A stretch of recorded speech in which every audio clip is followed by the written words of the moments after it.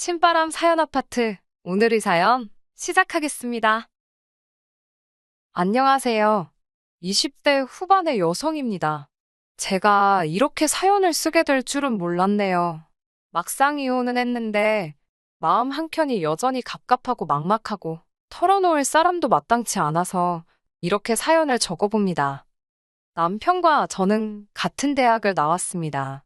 하지만 같이 학교를 다닌 것은 아니기에 서로의 존재는 몰랐지요.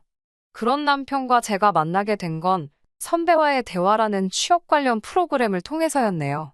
취업을 준비하는 학생들을 상대로 학교에서 졸업생들 중 괜찮은 회사에 다니는 몇몇 선배들을 초빙해 이런저런 질문도 받고 조언도 해주는 간담회 같은 행사였는데 저는 취업준비생으로 남편은 선배로서 참석했던 것이 인연이 되었습니다. 당시 저는 모 은행에 입사하기를 간절히 바라고 있었는데 남편은 자기와 가장 친한 친구가 그 은행에 다닌다며 다리를 놔주겠다 했어요. 그 이후로 남편과 연락을 주고받으며 지내게 되었습니다. 하지만 정작 소개해주겠다던 그 친구와는 자리를 만들지 않더라고요. 나중에서야 남편이 제 번호를 얻기 위해 거짓말을 했었다는 걸 알게 되었습니다. 비록 남편에게 실질적인 도움은 받지 못했지만 그럼에도 불구하고 저는 제가 목표로 하던 은행에 들어갈 수 있었습니다. 제 입사 소식을 듣고 남편은 저희 부모님만큼이나 기뻐하더라고요. 그도 그럴 것이 사실 남편은 제가 취업을 준비하는 동안 두 차례나 저에게 사귀자며 속된 말로 연애를 걸어왔습니다. 취업이다 뭐다하여 마음의 여유가 없었던 저로서는 매번 그런 남편의 고백을 무시하고 거절할 수밖에 없었고요. 하지만 제가 취업에 성공하고 나니 남편이 이젠 정말 핑곗거리도 없지 않냐면서 자기에게 한 번만 기회를 달라 했습니다. 남편의 진심 어린 태도에 저는 마음의 문을 열게 되었고 그렇게 남편과 연인 사이로 발전했네요. 오빠 동생이 아닌 여자친구로서 남편을 옆에서 지켜보니 그동안 신경 쓰지 않았던 것들이 눈에 들어왔습니다. 가령 남편의 나이라던가 집안 상황이라던가 그런 것들이요. 특히나 남편이 생전 연애를 안 하는 눈치다 보니 시부모님께서는 당신 아들한테 무슨 문제라도 있나 싶어서 걱정이 이만저만이 아니셨다고 합니다. 그런 와중에 남편이 처음으로 저를 여자친구라고 소개를 했으니 시부모님께서 얼마나 좋아하셨을지 상상이 되실까요? 저와 연애를 시작한 걸 아시더니 묻고 따질 것도 없이 제가 너무 마음에 드신다며 어머님께서는 앞으로 진짜 모녀 사이처럼 친하게 지내자 하셨습니다.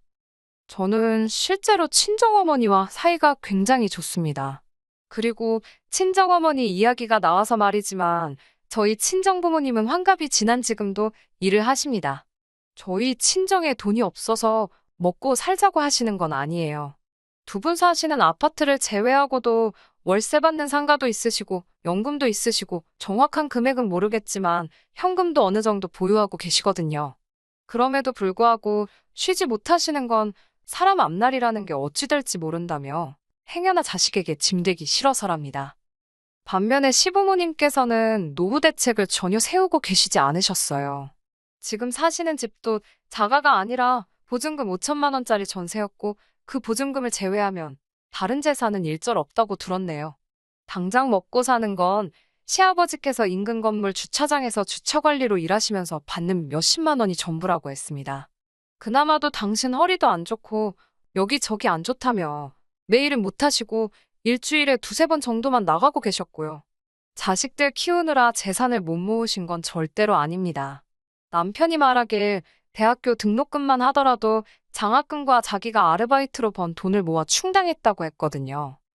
게다가 아버님은 젊은 시절부터 그렇게 주변 분들을 잘 믿으셨다고 들었습니다. 그래서 누가 사업하는데 투자하라 하면 빌려주고 떼이기가 일쑤였다네요. 못 받은 돈만 합쳐도 집 한 채는 거뜬히 살 거라는 남편의 자조적인 농담에 웃을 수도 없고 울을 수도 없었지요.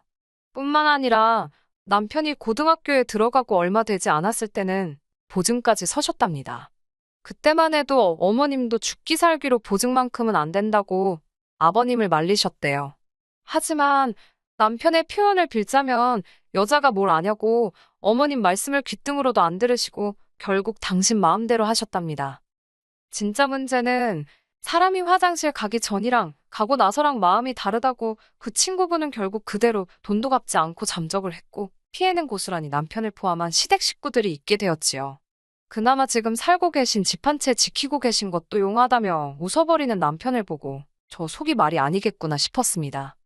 그럼에도 불구하고 남편과 결혼을 했던 건 솔직히 몰랐습니다. 남편이 고의적으로 저를 속였다고 생각하고 싶지는 않습니다만 결혼 전에는 이렇게 시댁의 속사정을 속속들이 알 수가 없었습니다. 남편을 포함한 그 누구도 말해주지 않았으니까요. 결혼 후 시부모님을 직접 겪어보기 시작하면서 뭔가 이상하다는 낌새를 차린 제가 남편을 추궁하게 되었고 그때 비로소 앞서 언급한 사연들을 듣게 되었습니다. 처음엔 속아서 결혼했다 싶었고 너무 억울해서 남편에게 따지고 들었어요. 하지만 남편은 자기가 숨긴 사실은 없답니다. 다만 자세히 말하지 않았을 뿐이라고요. 실제로 남편이 저에게 말하기를 시부모님께서는 자가에 거주하고 계시고 아버님은 현역으로 일하고 계신다였습니다. 엄밀히 말하자면 남편 말대로 거짓말은 안 했던 거지요. 다만 충분히 설명하지 않았을 뿐. 하지만 그 모든 사실을 알게 되었을 땐 이미 혼인신고까지 마친 상황이었기 때문에 운명이라고 생각하고 받아들이려 했습니다. 또 한편으로는 시댁 상황과는 별개로 남편의 경제 개념에 어느 정도 믿음이 있었거든요. 혼자 힘으로 대학교도 나왔고 나름대로 안정적인 직장 생활을 하고 있었으니까요. 적어도 남편과 저 둘이 사는 데는 아무런 지장이 없으리라 믿었습니다. 시부모님을 모시고 살 것도 아니었으니까요. 어머님께서는 돈만 생겼다 하면 당신 먹고 노는데 쓰시느라 바쁘셨습니다. 아껴봤자 아무 소용없다면서 당신 돈 당신이 쓰는데 누가 뭐라 하네요. 밥에 반찬이라곤 김치 하나만 달랑 놓고 드실지언정 산악회며 수영이며 안 하시는 취미 활동이 없으셨어요. 어떻게든 생활을 이어나가시는 거 보면 신기할 지경이었지요. 솔직히 어머님의 생활 방식이 어떻건 간에 제가 감나라배나라 할 건 아니라는 거 저도 잘 압니다. 여기에 이렇게 어머님 아버님에 대해 쓴다는 것도 부적절한 일이라는 것도 잘 알고요. 그럼에도 불구하고 제가 이렇게 하소연을 하게 된 건 어머님의 무리한 요구 때문입니다. 막말로 어머님이 싼동을 저더러 치우라 하시네요. 가족끼리 돕고 사는 거 좋습니다. 살다 보면 이런 날도 있고 저런 날도 있고 사는 게 마음대로 안 된다는 거 저도 잘 압니다. 하지만 쓰는 사람 따로 있고 버는 사람 따로 있나요? 저는 어려서부터 절약이 습관처럼 몸에 배어 있어요. 제 입으로 말하기 그렇지만 제 또래 여자들과 비교하자면 저는 비교적 돈을 잘 버는 편에 속합니다. 남편보다 연봉도 높고요. 그럼에도 불구하고 저는 아끼고 삽니다. 먹고 싶은 거 다 먹지 않고 입고 싶은 거 다 입지 않고요. 솔직히 사람 일이라는 게 당장 내일 무슨 일이 생길지 아무도 모르잖아요. 그렇기에 저축은 제 나름대로의 대비책이라고 할 수 있겠습니다. 하지만 어머님께선 그런 저를 바보천치 취급을 하셨습니다. 한 번 살다가는 인생인데 왜 그렇게 심심하게 사냐고요. 돈돈돈 하고 살다가 써보지도 못하고 죽는다며 농담을 가장한 악담을 하시기도 일쑤였습니다. 그럴 때마다 속에서 천불이 났지만 어머님하고 싸워봤자 기센 며느리 소리나 듣지 저한테 득들 게 없더라고요. 그럴 땐 속으로 나중에 두고 보자고 이만 갈았네요.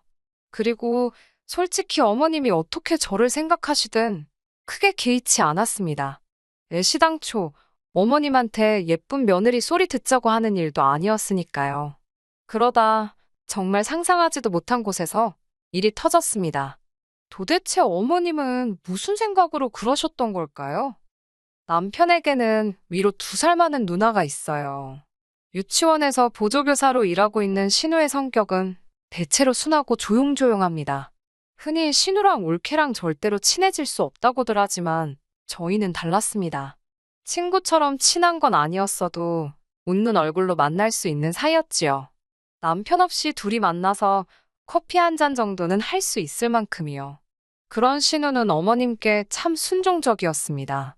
어머님이 뭔가 필요하다, 갖고 싶다 하시면 신우가 어떻게든 해드리는 것도 같았고 솔직히 말해서 가끔은 안쓰럽다 싶을 정도로 시부모님께 잘해드리더군요. 그런 신우를 보면서 저도 솔직히 내심 안심했던 부분도 있었습니다.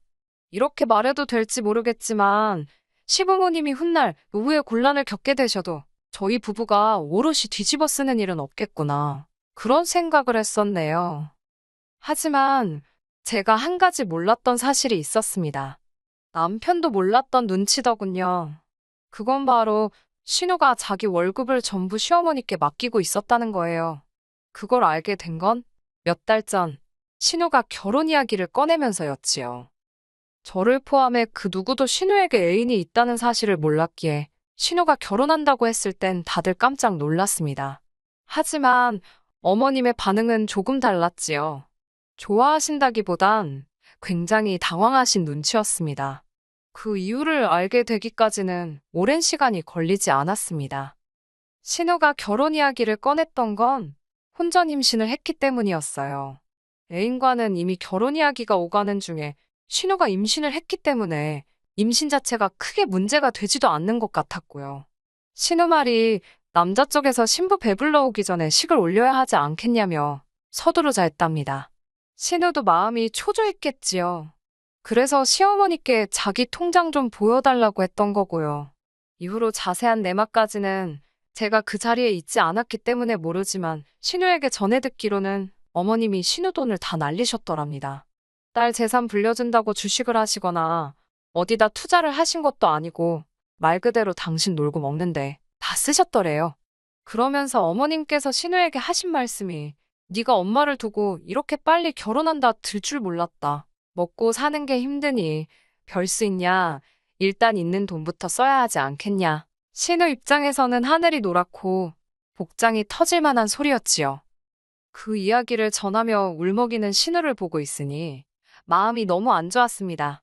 그간 도대체 무슨 수로 저렇게 먹고 노시나 했더니 그게 당신 딸 갉아먹고 계신 걸 줄이야. 누가 감히 상상이나 했겠어요?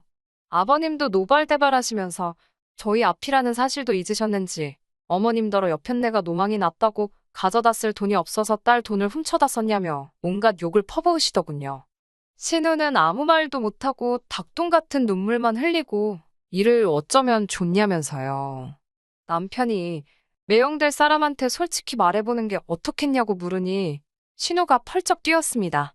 남자 쪽에서 가뜩이나 가진 거 없는 친정이라고 자길 탐탁치 않아 하는데 어떻게 그런 소리를 하냐면서요. 며느리지만 제3자이기도 했던 제 입장에선 뭐라 할 말이 없었습니다. 남편에게 아버님이 과거에 얼마나 많은 실수를 하셨는지 다 들었지만 제가 이 집에 시집오고 나서는 솔직히 아버님은 크게 저희에게 피해준 건 없으세요. 저희도 아버님께 크게 도움드린 것도 없지만 그래도 이따금씩 저희가 용돈 얼마라도 드리면 굉장히 좋아하시고 잘 쓰겠다 하셨거든요. 먼저 얼마를 달라, 저걸 해달라 그런 요구는 안 하셨고요. 문제는 어머님이셨어요. 솔직히 하나도 불쌍하지 않았습니다. 어쩜 그렇게 생각이 없으셨을까 생각하면 한숨만 나오고 황당할 뿐이었습니다. 그런데 그 불똥이 저희한테 튈 거라곤 상상치도 못했네요. 한 일주일쯤 지났을 때였을까요? 시부모님의 호출로 온 가족이 다시 모이게 되었습니다. 어머님께서는 말도 안 되는 말씀을 하시더라고요. 저희더러 신우 결혼 비용을 대라셨습니다.